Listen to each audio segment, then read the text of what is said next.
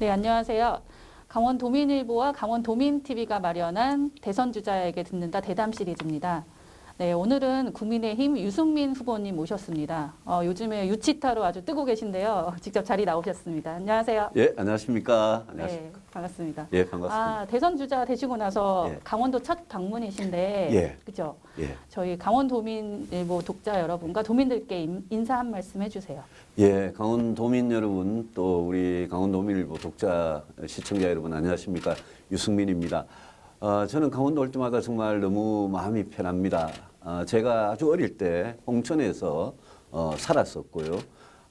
그리고 제가 정치적으로 제일 힘들 때 강원도에 와서 한림대에서 새 학기 동안 우리 학생들하고 제가 가르치고 학생들하고 많은 대화를 나누면서 제 스스로 많이 치유가 됐었습니다. 그래서 늘 강원도에서 고맙고, 제가 또 아들놈이 강원도에서 군대 생활을 해가지고 예, 면회도 강원도에 자주 오고 그랬습니다.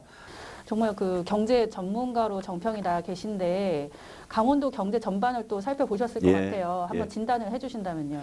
강원도는 저는 일단 뭐 엄청난 그런 천연 자원이 있는 데 아닙니까? 그런데 규제가 일단 그동안 너무 많았습니다. 일단 군사시설 때문에 생기는 규제, 또 산림이 많고 이러니까 산림에 대한 규제, 농업에 대한 규제, 또 환경에 대한 규제, 이런 규제들이 너무 많아가지고 저는 뭐 여러 가지 규제들이 강원도민들의 생활을 그동안 상당히 옥죄고 있었고, 그것 때문에 개발을 잘할 수 있는 부분을 못했다고 생각하는 부분이 굉장히 많습니다.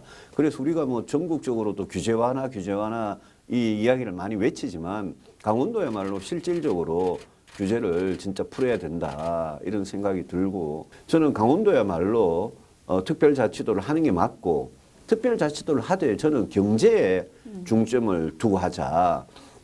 자꾸 민주당에서 평화특별자치도라고 평화라는 이름을 자꾸 붙이는데, 평화라는 이름을 붙이면 우리가 고성이나 속초에서 보았듯이 금강산 관광을 해서 그걸로 좀 지역 경제가 좀 뜨다가 그게 딱 끊어지면 또 그 지역에 찬바람이 불고 이렇게 되기 때문에 너무 남북 관계, 이건 너무 불확실하고 남북 관계에 매달리지 않고 그냥 강원도만의 재량권을 가지고 자치적으로 할 수 있고 중앙정부가 그걸 뒷받침해주는, 저는 그런 강원도의 경제특별자치 이런 게 좋다는 생각을 갖고 있습니다. 일단은 이번 차기 대선의 시대 예. 정신은 좀 무엇이라고 보시는지. 저는 첫째 경제, 둘째가 공정, 이래서 제가 늘 공정한 성장을 하자 이런 주장을 하는데, 저는 첫째 경제라고 생각하는 게 코로나 이후에 지금 자영업자, 소상공인들, 또 극빈층, 저소득층 이분들이 얼마나 어렵습니까? 코로나에도 불구하고 잘 되는 데는 어떤 더 잘 되고요. 주로 뭐 수출해서 먹고 사는 데나 이런 데는 더 잘 되는데, 잘 안 되는 데는 주로 대면 서비스 업종이나 이런 데는 너무나 힘들었거든요. 많은 분들이 극단적인 선택을 하고, 그래서 저는 코로나 이후에 먹고 사는 문제, 경제를 어떻게 살려서 제대로 살려서 좋은 일자리 다시 만들어 드리고, 자영업자, 소상공인들 이분들 희망을 지금 완전히 잃고 있는 분들을 어떻게 국가가 도와드려서 그분들이 재기하도록 만드느냐, 결국 경제 문제다라고 생각하고, 우리 경제가 코로나가 없더라도 지난 90년대 초반부터 지금까지 30년째 우리 경제는 계속 추락하고 있습니다. 이거를 다시 일으켜 세우지 않으면 우리가 지금 생각하는 인구 문제, 그다음에 양극화 문제, 이런 것도 경제가 다시 성장해야지 해결할 수 있는 문제들이거든요.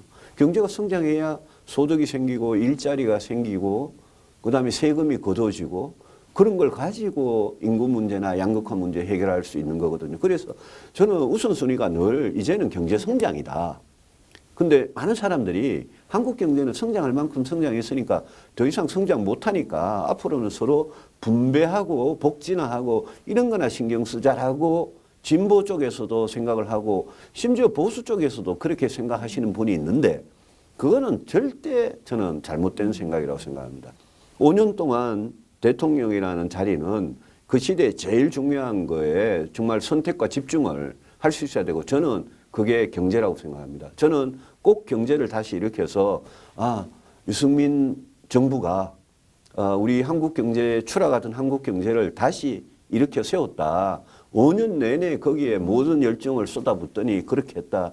이런 역사의 평가를 받고 싶습니다. 네, 역시 경제 요 부분을 이제 광주에서 또 많이 얘기를 해주시는데 지금 당 토론회가 이제 오늘 강원 지역 토론회가 있고 그렇습니다. 이제 거의 막바지입니다. 예. 그래서 이제 상대방 3명 후보들하고 이제 여러 또 열띤 토론을 해주셨는데 예.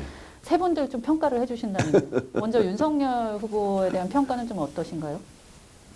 그분 그 검사 때는 강단이 잘하셨는데 그분은 대통령 되려고 준비가 너무 안 돼 있으세요. 예, 그래서 좀 저는 그 윤석열 후보님은 정말 그 검사 때 검찰에 그 강단 있게 결기 있게 그렇게 하신 거 다 좋은데 26년 7년 동안 검찰 수사만 하시다가 갑자기 대통령이 되면 대통령 외교 안보 경제 교육 노동 복지 이 수많은 국정 현안들에 그때그때 올바른 판단을 할 수 있어야 되고 올바른 판단을 하려면 이 국정이 국가의 중요한 이 분야 기둥들이 앞으로 어떻게 가야 된다라는 데 대해서 자기 안에 생각이 확고하게 있어야 그래야 사람도 좋은 사람 쓰고 정책이 잘못되고 공무원들이 뭐 일 안 하고 이럴 때는 뭐 똑바로 이렇게 갈 수 있는 거거든요. 그래서 저는 우리 윤 후보님 참 사람 좋은데 너무 준비가 안 돼 있어서 네. 홍준표 후보는 좀 어떠신가요? 후보님 정치 오래 같이 했는데요. 저보다가 정치를 한 4년 먼저 시작하셨고요. 96년부터 하셨으니까 저는 2000년에 시작했고요. 뭐 오래 같이 해서 너무 잘 알고 예, 아주 뭐 개인적으로는 뭐 별농담 다 하고 뭐 재밌고 예, 친한 분이에요. 근데 이제 아까 이 대통령이 되려면 이 국가의 중요한 두 기둥은 결국은 경제하고 안보거든요.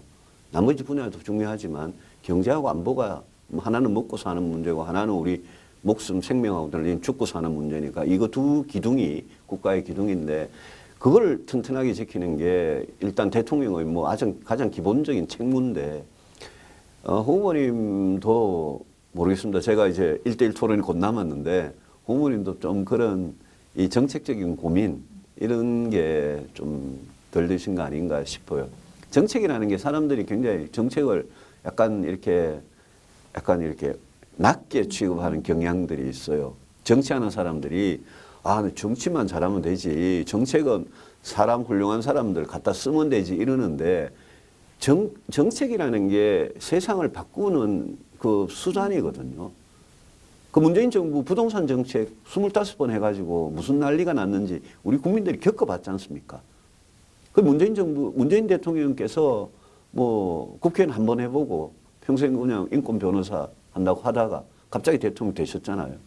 그러니까 이게 본인이 그런데 준비가 안 돼 있으면 꼭 이런 부동산이든 일자리든 복지든 꼭 이런 사단이 나거든요.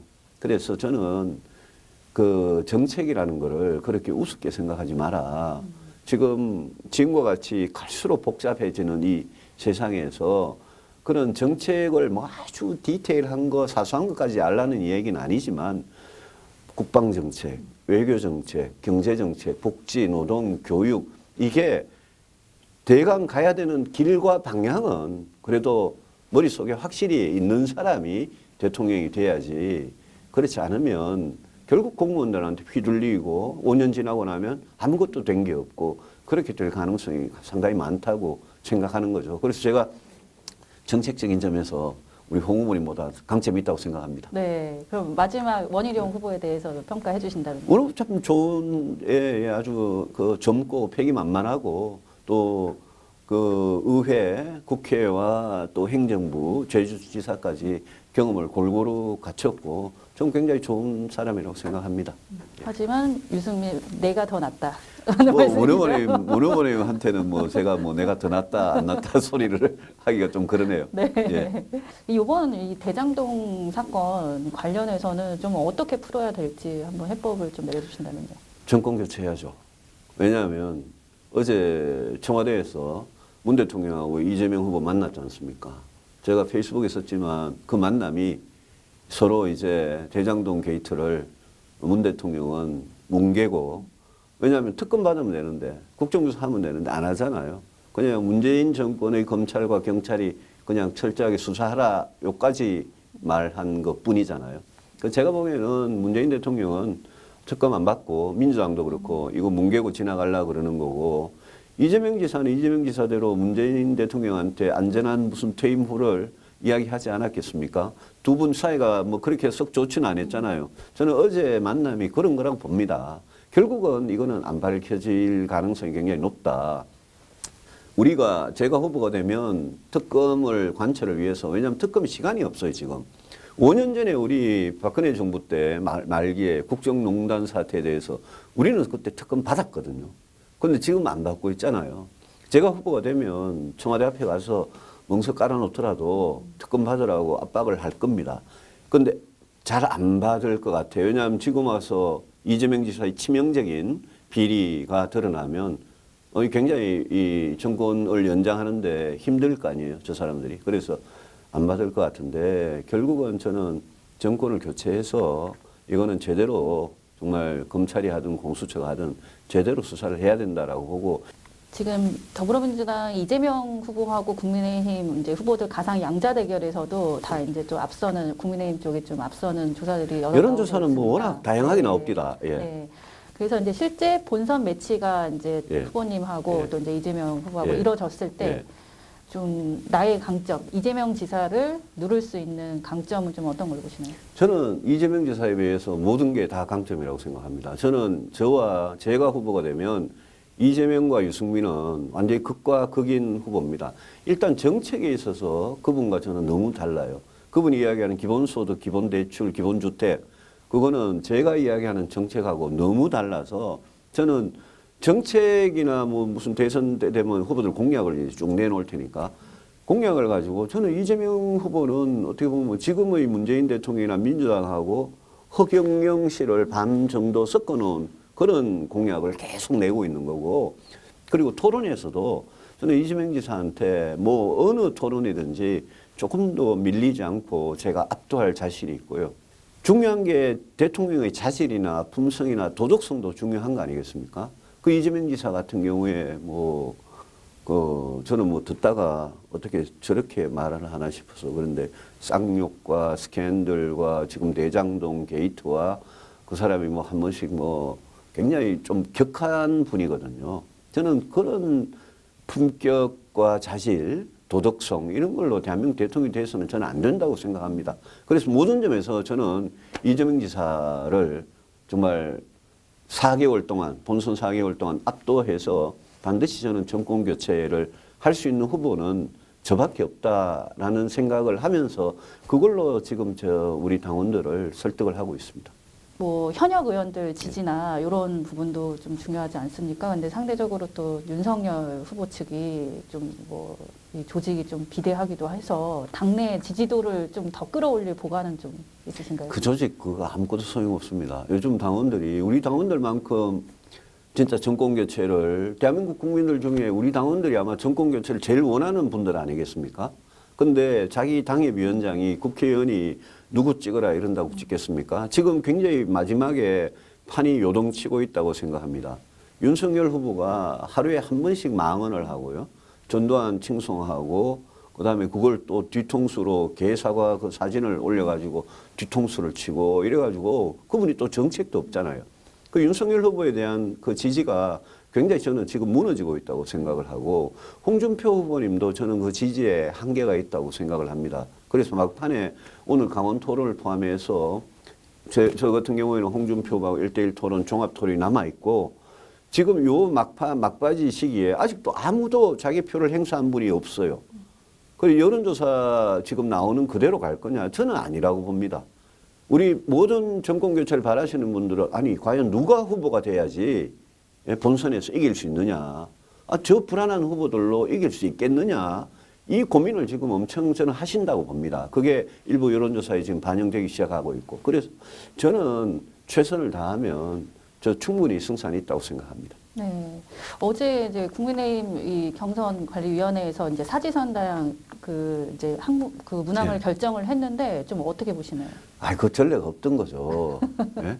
그 이재명 후보에 대해서 우리가 그만큼 비난을 하고 후보 자격이 없다 그래놓고 우리 물을 때 여론조사 물을 때 이재명이라는 이야기를 4번을 한다는 거 아닙니까? 그래 놓고 4명 중에 이제 누가 예? 뭐 경쟁력이 있냐 아니면 적합하냐 이렇게 묻겠죠. 뭐 그 전례가 없는 건데 우리 캠프에서는 이 일을 제기를 했습니다. 문제 제기를. 아니 왜 이런 식으로 무슨 여론조사하는 여론조사가 돼 있냐 상식적으로. 근데 그 뭐 제가 그걸 가지고 무슨 지금 와가지고 무슨 경선 거부를 할 수 있는 것도 아니고 예 뭐 그냥 선관위가 정한 대로 아마 가는 것 같습니다. 우리 당원이나 시민들 중에 처음에는 누구한테 마음을 줬다가도 그 최근에 여러 가지 일들이나 토론이나 이런 거 보면서 저는 마음을 바꿀 수 있는 그런 분들이 굉장히 많다고 생각합니다. 이게 과거에 무슨 오래된 정치인에 대한 무슨 김대중, 박근혜, 오래된 정치인에 대한 아주 충성도 높은 지지가 아니거든요.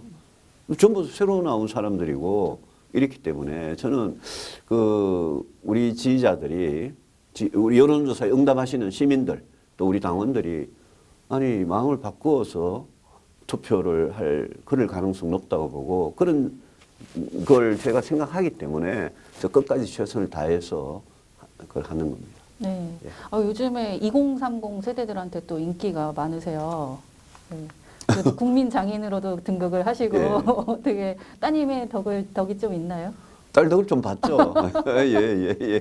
딸 덕을 좀 봤는데 딸이 요새 지도 공부하느라고 바쁘게. 제가 또 정치하면서 저는 이래 막 가족을 동원하고 가족들한테 자꾸 뭘 이렇게 힘들게 하고 이런 걸 제가 최대한 안 하려고 그러기 때문에 그래서 아마 후보들 아내들 중에 아마 제 아내가 제일 조용할 거고 지금. 그래서 2030을 위한 후보님만의 좀 특별한 정책이 있으신가요? 저는 정책이 거의 대부분 2030을 위한 겁니다. 왜냐하면 부동산 대책을 굉장히 빨리 내놨었는데 저의 부동산 정책은 무슨 원가 아파트, 반값 아파트, 코트 아파트 이런 식으로 한정된 물량을 가지고 로또식으로 이거 당첨된 사람은 일확천금이 생기고 안 된 사람은 그냥 그 불공평함에 한숨 짓고 이런 정책이 아니에요. 저는 전반적인 집값, 전반적인 전월세를 그 시세를 제가 확실하게 낮추겠다라는 거고 그러니까 시세 낮아지면 그럼 자기 좋은 데 가서 원하는 데 가서 살면 되는 거잖아요.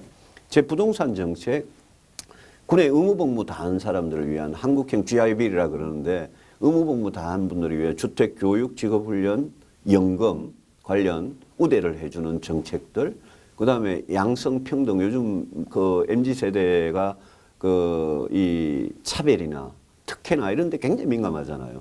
그래서 진짜 제대로 된 성별 갈등을 없애기 위한 그런 정책들, 일자리 정책도 저는 제가 혁신인재와 사회서비스 100만씩 하겠다는 것도 사실은 그 수혜를 볼 사람들은 대부분 젊은 사람들이죠. 저는 제가 그동안 발표했던 많은 공약들이 거의 대부분 사실은 젊은 분들을 위한 공약이라서 제가 후보가 되면 오히려 아마 어르신들 이제 공약을 좀 제대로 다듬어야 되겠다 이런 생각하고 있습니다. 오늘 이준석 당대표도 예. 이제 춘천에 와서 또 이제 활동을 하는데. 그렇습니까? 네. 예. 그래서 이준석 당대표가 헌정사상 또 최초 또 30대 당수가 됐습니다. 그렇습니다. 그래서 당대표가 되고 나서 좀 당내 체감하시는 건 좀 어떠세요? 변화가 있나요? 이준석 당대표 36살에 보수당 대표가 이렇게 탄생한 거 자체가 굉장히 상징적인 사건인데 이제 됐으니까 우리 당원들하고 시민들이 그렇게 뽑아준 거 아닙니까? 됐으니까 저는 이준석 대표가 정말 대단하게 각오를 하고 결국 뭐겠습니까? 우리 보수 정당이 과거에 우리한테 붙어 다니던 아주 나쁜 이미지들 이런 거 다 털어내고 좀 새롭게 변화하고 혁신하라는 그런 정치 좀 잘하라는 그런 요구 아니겠습니까? 그래서 저는 이제 이준석 대표가 대선도 물론 중요하죠. 근데 대선까지도 시간이 좀 남아있기 때문에 끊임없이 우리 보수 정당이 변화하고 혁신하는 모습을 그냥 이렇게 뭐라 그럴까요? 그냥 이렇게 얼굴에 화장하고 분칠하는 그런 차원이 아니라 진짜 내용으로 실천으로 우리가 변화하는 모습을 저는 보여드려야 된다고 생각을 해요.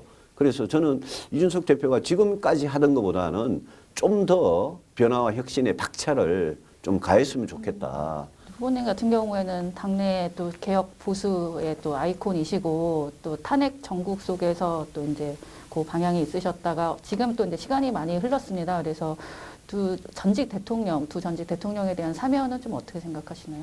문재인 대통령께서 그 임기 말까지 저는 뭐 결자 해지 차원에서 사면을 했으면 좋겠다. 근데 우리 뭐 그건 대통령이 고유 권한이니까 매달리진 않겠다.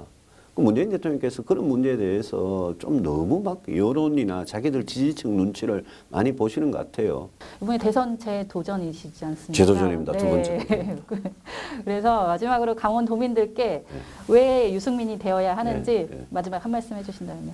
예, 저 강원도에 대한 정말 늘 애정을 갖고 강원도에 정말 특별한 인연이라고 생각하며 살고 있는 유승민입니다. 오늘 이 기회를 통해서 강원도민 여러분께 이렇게 인사드리게 돼서 너무 좋은 기회였고요. 제가 강원도에 대해서 갖고 있는 생각은, 강원도는 앞으로 정말 유럽에 또 세계 어디 못지않은 그런 정말 산업이 들어와도 공이 없는 첨단 산업과 또 관광도 무궁무진하게 개발할 수 있는 그런 곳이라고 늘 생각을 하고 있습니다. 강원도민들께서 뭐 여러 가지 그런 앞으로의 발전을 통해서 강원도민들의 어떤 생활 이런 게 더 행복하고 여유롭고 윤택해질 수 있도록 제가 강원도에 대한 어떤 모든 지원 강구해서 제 대통령이 되면 강원도에 대한 애정을 여러분에 대한 정책으로 꼭 보여드리겠습니다. 오늘 들어주셔서 고맙습니다. 네, 고맙습니다. 네, 이것으로 강원도민일보와 강원도민TV가 마련한 대선주자 대담 시리즈를 마치겠습니다. 후보님 오늘 나와주셔서 감사합니다. 고맙습니다. 고맙습니다. 예, 고맙습니다. 고맙습니다. 더 많은 돈의 뉴스와 정보를 얻기 원하신다면 좋아요와 구독을 눌러주시길 바랍니다. 감사합니다.